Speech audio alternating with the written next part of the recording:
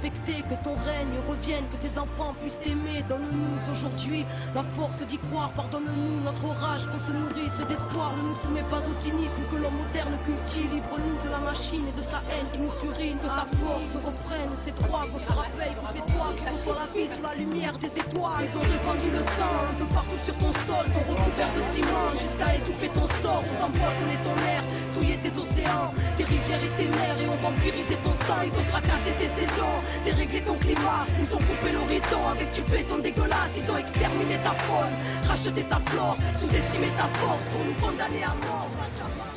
Ça exprime qu'en gros, les sillons pour moi c'est ce qui nous nourrit. C'est là qu'on met les graines et c'est de là qu'on sort toute notre énergie pour vivre, et que si on met du goudron dessus, et ben, on pourra leur dire au revoir à ces sillons et dire au revoir à cette terre-là, et pour un modèle de développement dans lequel je crois pas, et nous tous comme on est là on ne croit pas, donc on trouve ça un peu dommage, complètement dommage. Voilà, les jours, nous, on les compte par contre, parce que chaque matin, on se dit, ah, 6e, 7e, on est toujours en forme, on va encore tenir un certain temps. Donc, c'est pas une nouvelle révolutionnaire, mais on peut vous dire qu'on se sent bien aujourd'hui, hier aussi. On a même le sentiment que le plus dur est passé, donc on peut tenir nos objectifs encore un certain temps. Et puis, on ne vous a pas fait venir rien que pour vous dire ça, on est infiniment heureux de vous annoncer l'entrée d'une 3e personne dans l'équipe. Et voilà, nous on l'attend pour sa virtuosité, sa bonne humeur. Et vous l'attendez aussi parce que c'est quelqu'un de connu. Donc je vous présente Françoise qui vient nous accompagner dans ce jeûne.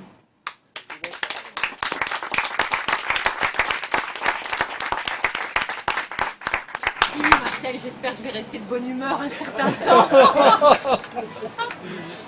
Alors pourquoi est-ce que moi j'ai effectivement décidé en tant que conseillère générale et coprésidente du collectif d'élus d'entrer dans la grève de la faim?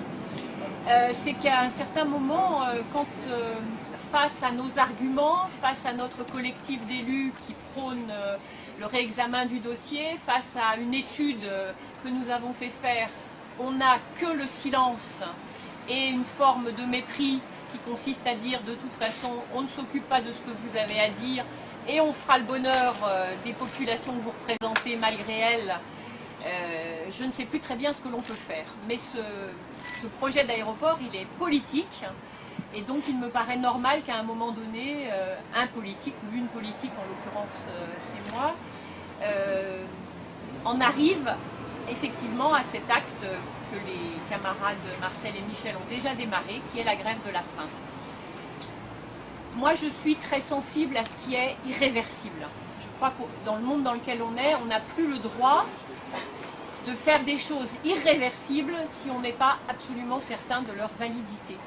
Or, le paradoxe du projet de Notre-Dame-des-Landes, dont nous pensons ici qu'il est inutile, coûteux et destructeur, mais je ne vais pas revenir là-dessus, c'est qu'aucun des recours pourtant lancés n'est suspensif et qu'on pourrait donc avoir effectivement une expropriation, une expulsion, une destruction d'activités agricoles alors même que finalement tous les recours n'ont pas été jugés et qu'on n'a pas la certitude qu'effectivement cette construction serait inéluctable. J'ai aussi une bonne nouvelle parce que on a effectivement aussi agi sur le terrain judiciaire et juridique pour contester la procédure d'expropriation. Et donc nous avons fait un pourvoi en cassation contre l'ordonnance qui a été rendue le 18 janvier 2012 qui ordonne le transfert de propriété. Vous savez qu'on est dans la phase où on indemnise, où on chiffre les indemnisations. Et nous avons porté donc un pourvoi en cassation et nous allons intervenir devant le Conseil constitutionnel pour remettre en cause la loi qui permet aux juges de rendre cette ordonnance sans débat contradictoire, sans principe d'un procès équitable.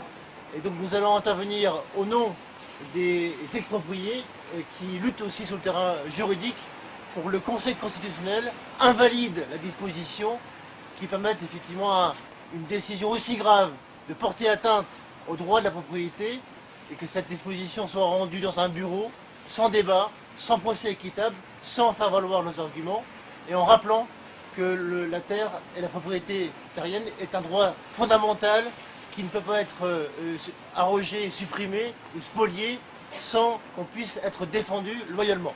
Donc le Conseil constitutionnel va statuer sur cette question dans les prochaines semaines en urgence et ça aura un impact direct sur le combat mené par nos deux camarades et pour l'ensemble des personnes qui subissent aujourd'hui la procédure d'expropriation.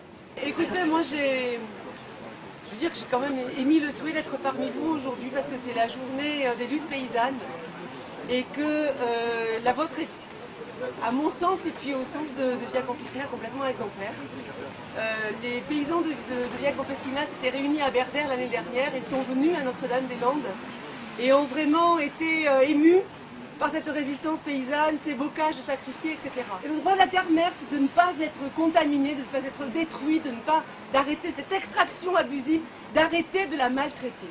Arrêtons de maltraiter la terre. Et là, à Notre-Dame-des-Landes, qu'est-ce qu'ils font? C'est de la maltraitance. Terre-mère n'est pas à vendre.